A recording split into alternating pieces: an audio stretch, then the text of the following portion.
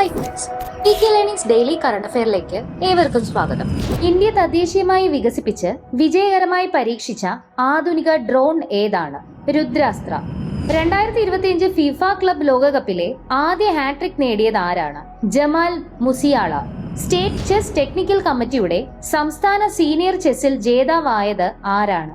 Siddharth Sreekumar. 2025 Queen's club tennis വനിതാ singles കിരീടം നേടിയത് ആരാണ്? ടറ്റ്യാന മറിയ.